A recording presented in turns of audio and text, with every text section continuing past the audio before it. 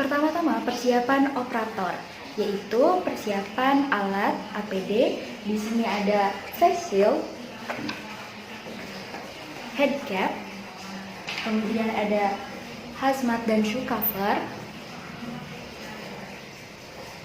sarung tangan atau handscoon, masker, dan juga hand sanitizer. Prosedur pemakaian APD. Yang pertama, cuci tangan menggunakan hand sanitizer sesuai dengan langkah WHO. Selanjutnya, memakai hazmat atau coverall, dikancingkan dan ditutup sampai ke leher dan dirapatkan. Selanjutnya, cuci tangan menggunakan hand sanitizer kembali. Keempat, menggunakan masker. Kemudian, menggunakan head cap. Langkah selanjutnya, jangan lupa menggunakan goggles atau face shield. Selanjutnya, cuci tangan menggunakan hand sanitizer kembali. Lalu, gunakan handscoon lapis pertama. Kemudian, pasang shoe cover. Selanjutnya, tutupkan cover head pada hazmat dan kencangkan. Kemudian, gunakan sarung tangan kedua setelah melakukan disinfeksi alat untuk menyentuh mulut pasien. Dan operator siap melakukan ronsen foto pada pasien.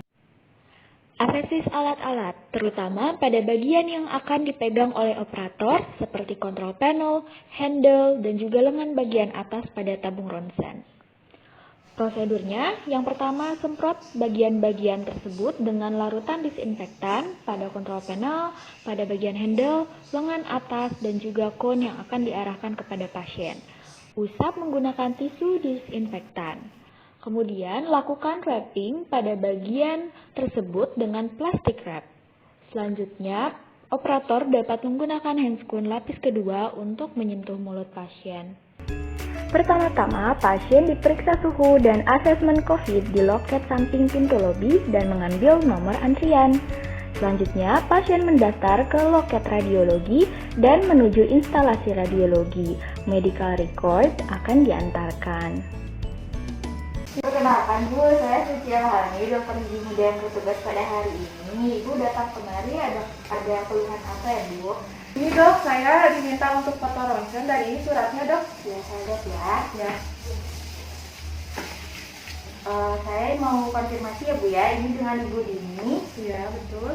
Usianya 23 tahun, tanggal lahir 22 Mei 1996, perempuan. Ya. Alamatnya di Cimuti, nomor teleponnya ini ya Bu ya, udah benar ya? Ya betul.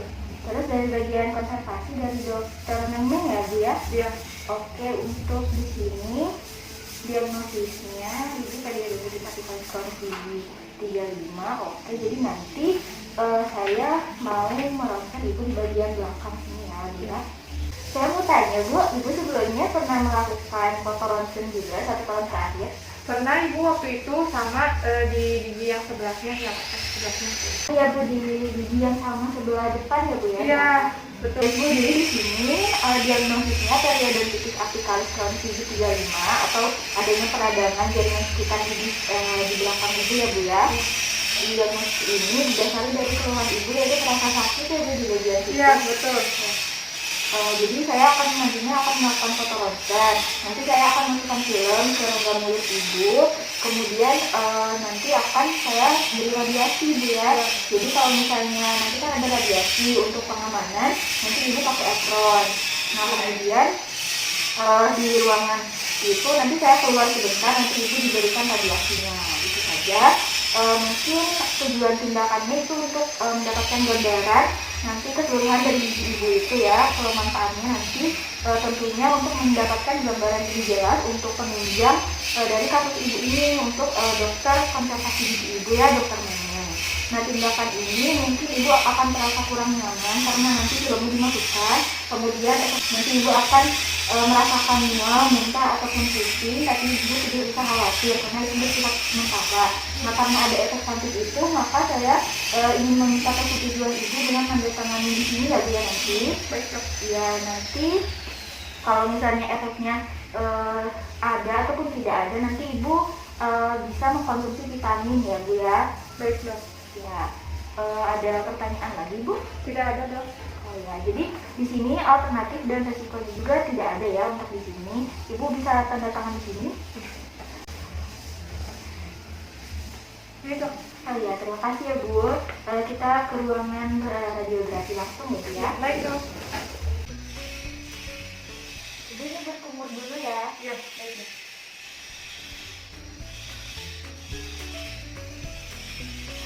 Setelah pasien diminta berkumur, pasien memasuki ruangan X-ray dan dipasangkan apron kepada pasien. Lakukan disinfeksi film menggunakan alkohol. Disinfeksi pada dua sisi film. Bu, sebelum saya memulai foto ronsennya, Ibu bisa lepas dulu perlengkapan Ibu seperti kacamata, masker, dan juga apabila ada perhiasan dan logam-logam lainnya bisa dicopot dulu ya Bu. Baik dok.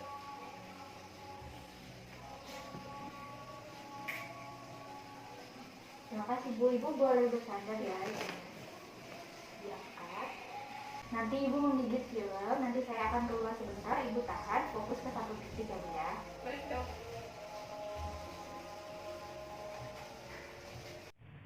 Posisikan kepala pasien, instruksikan pasien memegang film, posisikan tabung, dan perhatikan posisi kepala pasien. Persiapkan masker, handscoon, film holder, dan juga mesin X-ray. Persiapan pasien meliputi administrasi dan surat konsul, anamnesis dan riwayat radiasi, legal aspek, kepentingan pemotretan, prosedur, efek radiasi, pencegahan dan inform konsen yang telah disampaikan oleh operator. Minta pasien untuk melepaskan kacamata dan semua alat berbahan logam di ruang X-ray. Persiapan operator meliputi persiapan unit untuk exposure, persiapan film, pengaturan mesin X-ray, MA, dan KTP dan waktu harus tepat, pemasangan apron untuk pasien dan operator, posisikan pasien duduk tegak dan kepala tersupport. Untuk rahang bawah, kepala pasien dimiringkan untuk akomodasi perubahan bidang oklusal saat pasien membuka mulut, dengan garis ragus ke sudut mulut sejajar dengan lantai. Kemudian juga tak lupa tindakan aseptik seperti mencuci tangan, memakai handscoon dan masker. Kemudian pengaturan tabung dan peletakan film. Film diletakkan pada film holder. Bite box dan ring ditempatkan sejajar. Arahkan pasien untuk menggigit. Tidak boleh bergerak dan fokus pada satu titik.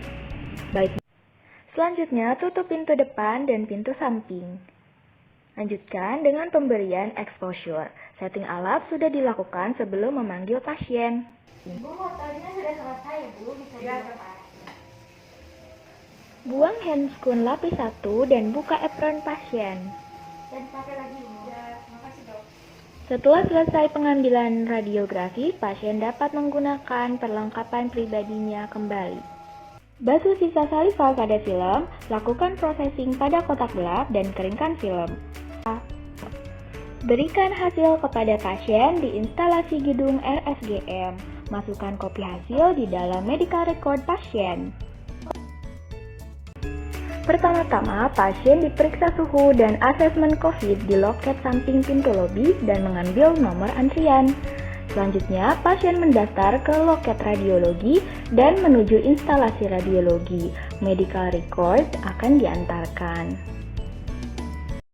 Kegunaan radiograf panoramik meliputi indikasinya yaitu dapat mengevaluasi gigi dan struktur pendukung, gigi impaksi, pola erupsi, pertumbuhan dan perkembangan, kemudian dapat mendeteksi penyakit, lesi, dan juga kondisi rahang, serta dapat memeriksa perluasan lesi yang besar dan mengevaluasi adanya trauma. Kontraindikasinya yaitu tidak dapat mendiagnosis karies, mendiagnosis penyakit periodontal, ataupun lesi periapikal.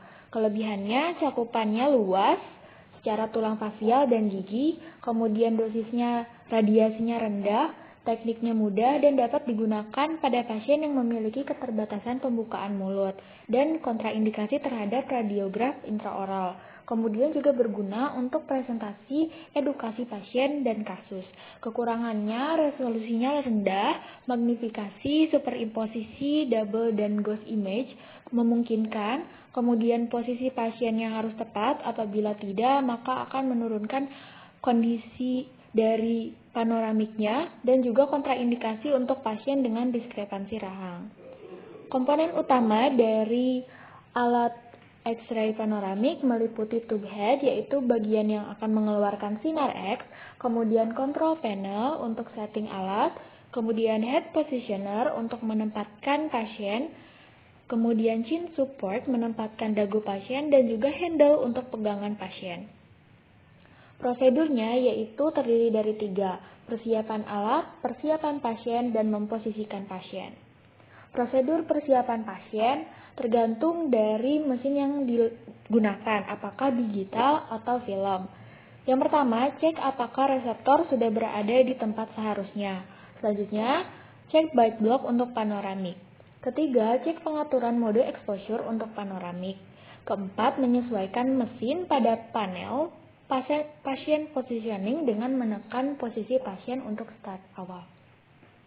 Kemudian, persiapan pasien.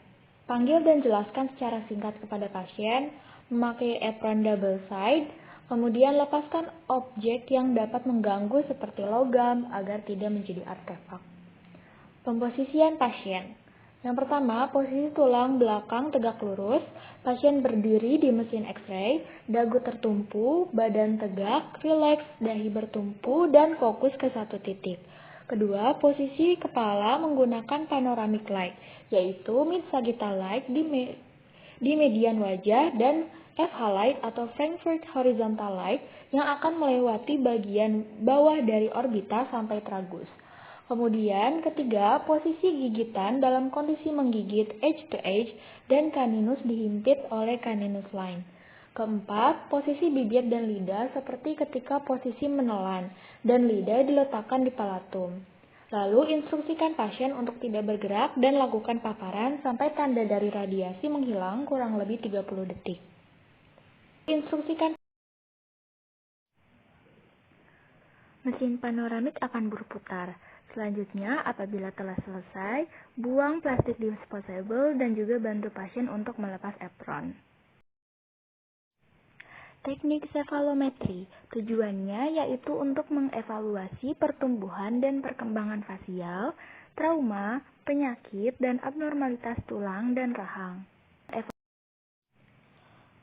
Prosedurnya terdiri dari persiapan pasien, persiapan peralatan, dan juga memposisikan pasien.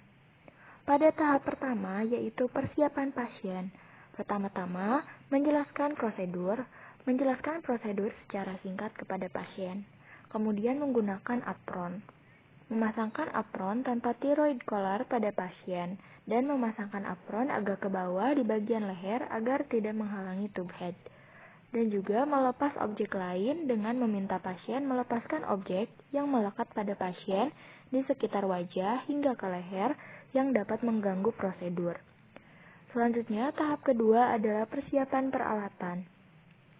Pastikan reseptor sudah terpasang di area cefalometri. Selanjutnya, pastikan posisi cefalostat dan E-rod yang sudah ditegakkan dan posisinya untuk cefalometri lateral. Reseptor berada di proksimal pasien. Selanjutnya, pengaturan mode exposure. Pastikan memilih bagian cefalometri. Kemudian, sesuaikan posisi mesin. Nyalakan positioning normal untuk startnya dan munculkan light-nya. Selanjutnya, tahap ketiga adalah memposisikan pasien. Posisi tulang belakang pasien tegak. Pasangkan cefalostat pada mesin yang akan dimasukkan ke meatus acousticus externus. Cefalostat ditempatkan di nasion. Selanjutnya, perhatikan cephalometric light di Frankfurt horizontal plane. Instruksikan kepada pasien bahwa gigi atas dan bawah harus dalam keadaan intercuspal maksimum atau berada dalam keadaan menyentuh antara rahang atas dan rahang bawah. Selanjutnya, instruksikan pasien untuk tidak bergerak dan lakukan exposure sampai tandanya hilang. Rahang atas dan rahang bawah.